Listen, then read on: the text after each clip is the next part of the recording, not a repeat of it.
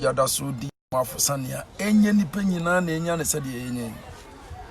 amacho mesia echiam sankofa tete nokre ebusua panyi osankene yaw ana nana okoje aman yaw no nsin mesia echia Facebook fo omo hweye ewo intintan kase na so amane ben amane a nokre nie ewie 12 o'clock ena mete say yempanyimfo a yapa won say omunko Parliament House no omunko dwendwen amamuo omunko dwendwen oman no ho no ene omanko na anwasema ewom ne say omuko ye no enipa kakra ekoye no enipa wo MPP mu eye enipa 169 no yesi enipa ekoye krampo enu 20 ena NDC de se omuye kuo kitwa omusa omusoso na anka ye kan nyina boma e ba akoye ebia 250 na nsoso me say ebraso se ye hunu ba bia wiase we e daneko na ye nyina ye boso ni ekodi echire efise say yansa onkofa amane amamre atromade amfa amma amechichire ye man ye yetimu oman ni bekoso apro oman ni bekoso atete enam Kristo sum kwan so Kristo sum ena ama nipa binum asoro omunsuro tete nyankopon no omunsuro tete nyame Bible mu nyame ne de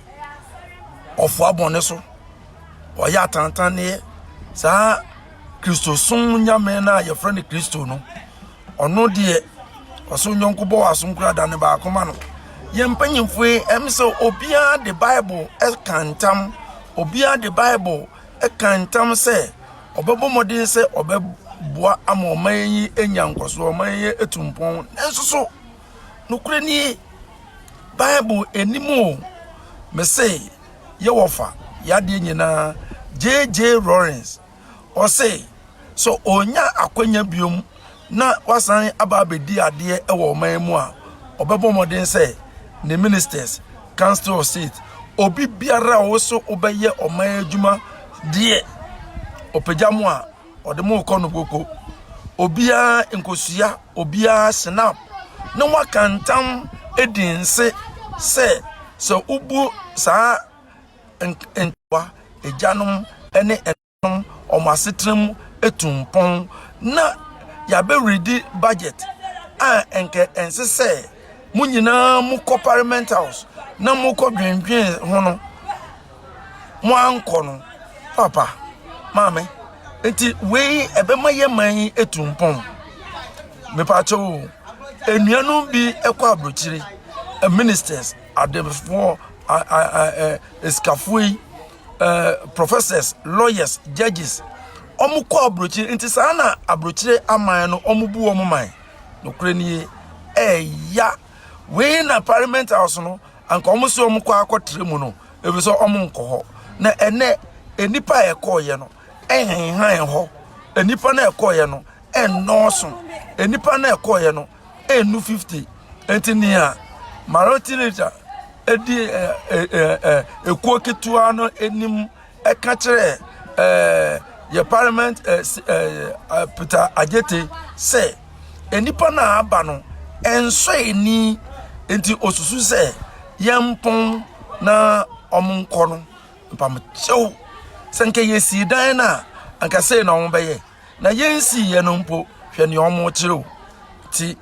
nana okoje aman yawo no nsin ameda sankofa tete no kura busua no asemi edika wan na beka asemi edika wan na beka ejise nana okoje aman yawo no nsin ma dwen kire kakre bia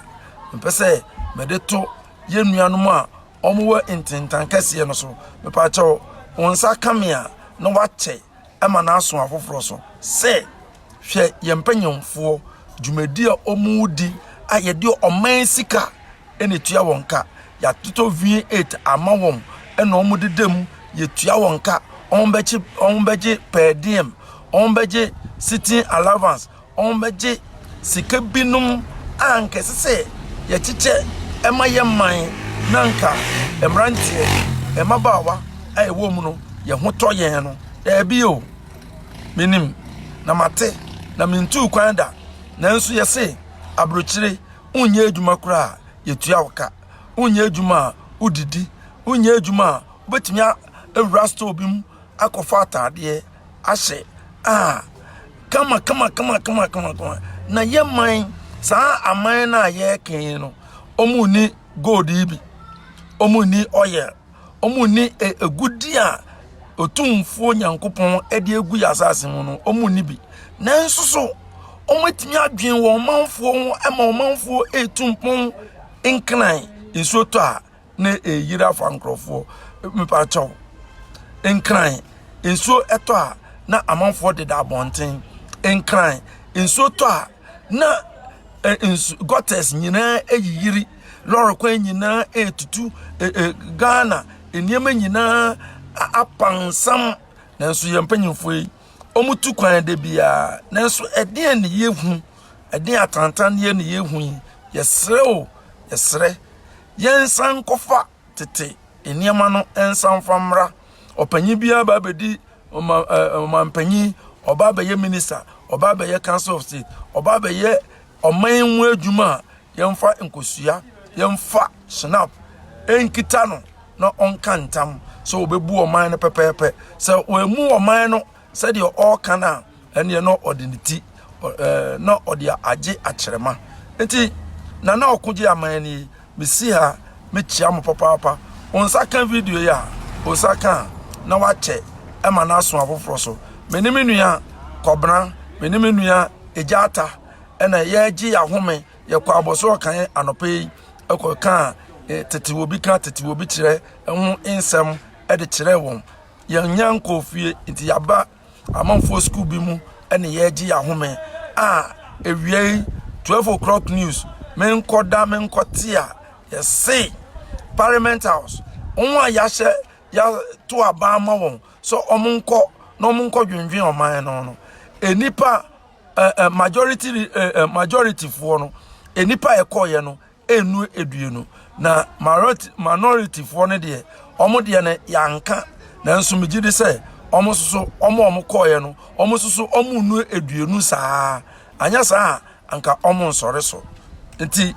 kakra madwen kire ama kire ne se yensan kofa tete entanka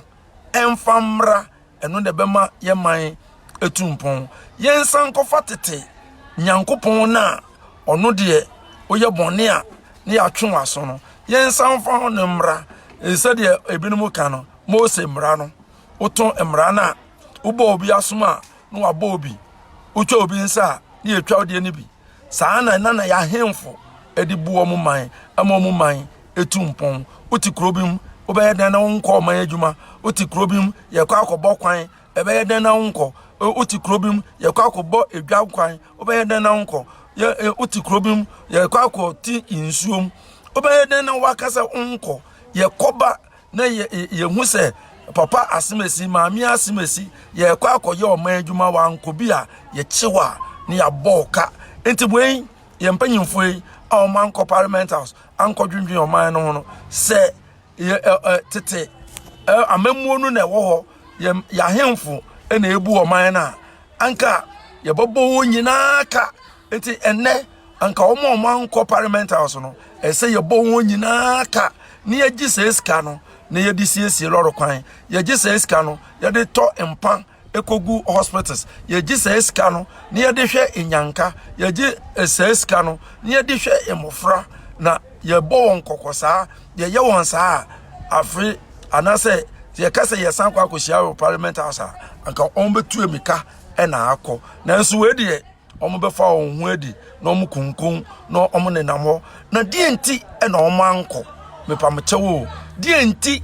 na yempanyimfo yi omanko Parliament House wo bra ya to aba ma won se anka ese se omukọ na omukọ dwendwen oman no chami enima asem kan o se nana wasoma o ebusuafo wasoma wo baabi a ye gi ya home kakra eti ase na mu na me wa me de atwa Facebook kakra me si ha me tia mo papa onsa kan che mane nso obi so che mane wadanfo nso so ensanka bi na yenhwe nia ebema yeman etumpon